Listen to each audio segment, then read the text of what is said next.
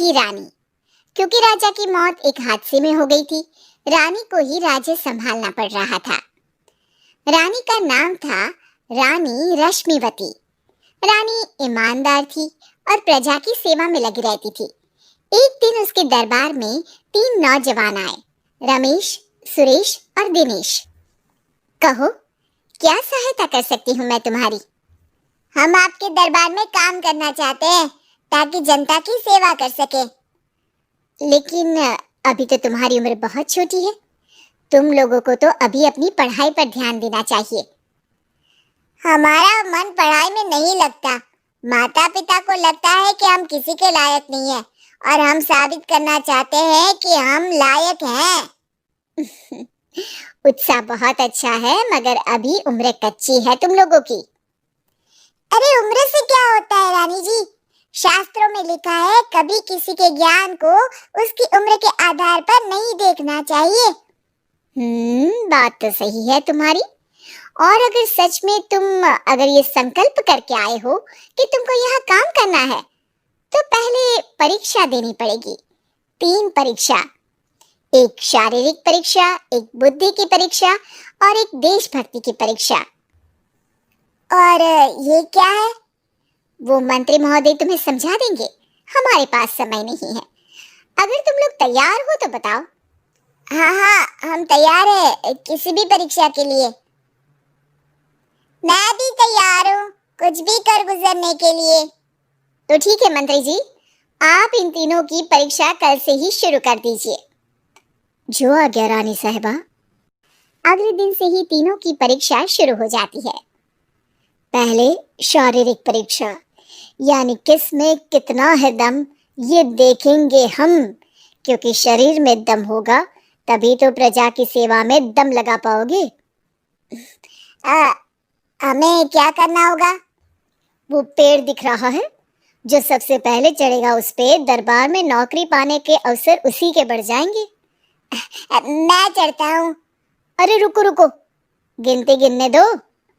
1 2 3। 3 की गिनती के बाद रमेश और सुरेश भागकर पेड़ के पास गए, मगर दिनेश आराम से पेड़ के पास गया। जैसे ही रमेश और सुरेश आधे पेड़ तक चढ़ गए, दिनेश ने उन दोनों की टांग पकड़ के उन्हें नीचे गिरा दिया और खुद पेड़ पर चढ़ गया। दिनेश की जीत हुई। अरे लेकिन इसने बेईमानी की। बेईमानी नहीं की, बुद्धि लगाई।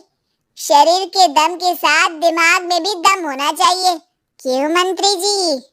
हाँ, बात तो तुम्हारी सही है, लेकिन बात अगर बुद्धि की है तो बुद्धि की असली परीक्षा हम कल लेंगे। शाम को जाकर मंत्री रानी को सब बता देते हैं। यानी दिनेश उन सब में ज्यादा होशियार है। जी रानी साहिबा। अगले दिन तीनों की बौद्धिक परीक्षा का समय होता है। आज हमें क्या करना है मंत्री जी? थोड़ा सब्र करो, कल जल्दबाजी में ही हारे थे तुम। सही कह रहे हैं मंत्री जी। अरे तू क्यों ज्यादा बोल रहा है? तू भी तो हारा था ना कल। ए दिनेश, ज्यादा होशियार मत बन। अरे लड़ो मत। आज की परीक्षा पर ध्यान दो। आज की बौद्धिक परीक्षा में ये कुछ बोरे हैं, कुछ में नमक है और कुछ में रुई। जिसको जो ले जाना है उठा लो। देखते हैं कि कौन जल्दी से कोई भी एक बोरा नदी के उस पार लेकर जाता है। समय शुरू होता है अब। तीनों बोरों की तरफ बढ़ते हैं। सुरेश, नमक की बोरी भारी है, ले जाने में मुश्किल होगी।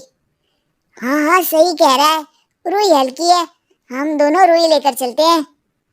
अरे भाई, मैं तो नमक लेकर जाऊंगा। रमेश और सुरेश ये सोचकर हंसते हैं कि आज तो दिनेश हार ही जाएगा। दौड़ शुरू होती है। 1 2 3। तीनों नदी की तरफ भागते हैं। रुई में वजन कम होने के कारण रमेश और सुरेश आगे निकल जाते हैं और दिनेश थोड़ा पीछे। पर जैसे ही वो सब नदी में जाते हैं, दिनेश की बोरी का नमक गलने लगता है और वजन कम हो जाता है, जबकि रमेश और सुरेश की रुई में पानी भर जाता है और बोरी का वजन बढ़ जाता है। अरे ये इतनी भारी क्यों हो गई रमेश? अरे मुझे क्या पता, शायद जादुई बोरी है। अरे लगता है कि हम बेवकूफ बन गए। बने नहीं हो, तुम हो ही बेवकूफ। इतना तो पता होना चाहिए कि पानी में नमक गल जाएगा। दिनेश का पूरा नमक गल जाता है और बोरी खाली हो जाती है। वो जल्दी से रेस पूरी कर लेता है। इस परीक्षा के विजेता भी दिनेश ही है। उसने दिमाग लगाकर दिखा दिया कि वो बौद्धिक परीक्षा में भी रमेश और सुरेश से आगे है। अब कल तुम्हारी देशभक्ति की परीक्षा होगी, जो स्वयं रानी मां लेंगी। रात को फिर मंत्री रानी के पास जाकर बता देते हैं कि आज की परीक्षा में कैसे दिनेश ने अक्लमंदी दिखाई और बौद्धिक परीक्षा में भी उसी की जीत हुई। अरे वाह, दिनेश तो हमारे बहुत काम आ सकता है। हम उत्साहित हैं कल की परीक्षा के लिए। वो तो ठीक है रानी साहिबा, लेकिन हमने सुना है कि पड़ोसी राज्य का राजा आकाशदीप हमारे राज्य की सीमा में घुसपैठ कर रहा है। ये तो चिंता की बात है, हमें जल्दी कुछ करना चाहिए। अगले दिन रमेश, सुरेश और दिनेश अपनी आखिरी देशभक्ति की परीक्षा के लिए दरबार में आते हैं। प्रणाम रानी साहिबा। नमस्कार रानी जी। प्रणाम रानी माँ। हमने तुम्हारी परीक्षा पर गौर किया। दिनेश आगे हैं। हम तुम तीनों में से किसी दो को ही दरबार में काम दे सकते हैं। किसी एक को आज जाना होगा। तो देशभक्ति की परीक्षा के लिए तैयार हो? पूरी तरह से। मैं तीनों से एक ही सवाल करूंगी। जिसका जवाब सबसे सही लगेगा उसे तो नौकरी मिल ही जाएगी।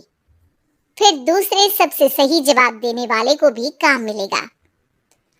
आप लोगों का समय शुरू होता है अब। ज्यादा सोचने का समय नहीं होगा। जो मन में पहली बात आए उसका जवाब दे। तो सवाल ये है कि तुम इस मिट्टी के लिए क्या कर सकते हो? मैं इस मिट्टी को साफ रखूंगा। यहाँ के लोगों के भोजन की कमी को मैं पूरी करूंगा। अब मैं यहाँ के लोगों को गले लगा लगा के उनको खुशी दूंगा रानी माँ, और गरीबों के लिए घर बनवाऊंगा। मैं इस मिट्टी के लिए किसी की जान भी ले सकता हूँ रानी माँ। मंत्री, दिनेश को एक तलवार दो। जी रानी जी। दिनेश, पड़ोसी राज आकाशदीप की जान तुम्हारे हाथ में है। जाओ, अपना काम पूरा करो। आज रात को तुम उस पर हमला करोगे जब वो सो रहा होगा। दिनेश वहां से चला जाता है। रानी माँ, ये आपने क्या किया? अभी किया नहीं है मंत्री जी। आप आकाशदीप को संदेशा भिजवाओ कि पड़ोसी देश का एक कातिल रात को उन पे हमला करेगा और दिनेश को पकड़वा दो। अरे ये आप क्या कह रही हैं और क्यों कर रही हैं आप ऐसा? राजा को लगेगा कि हमने उसकी मदद की, उसकी जान बचाकर। वो हमारे राज्य का पीछा छोड़ देगा और हमारा एहसानमंद हो जाएगा। और दिनेश का क्या होगा? इस राज्य को दिनेश जैसे शातिर और लड़ाकू लोगों से ज्यादा जरूरत है। ऐसे लोगों की जो लोगों को खाना खिलाने की और खुश करने की बात करे। और ये गुण सुरेश और रमेश में है। इन्हें नौकरी दे दो। दिनेश बहुत चतुराई से नौकरी हड़पना चाहता था, जिसके लिए उसने रमेश और सुरेश जैसे दोस्तों का भी नुकसान किया। पर रानी ज्यादा चतुर निकली। उसने एक तीर से दो निशाने लगाए। दिनेश जैसे खूंखार युवक को राज्य से बाहर करवा दिया और पड़ोसी राजा आकाशदीप को अपना एहसानमंद कर लिया। पूरा दरबार रानी की जय जयकार कर रहा था।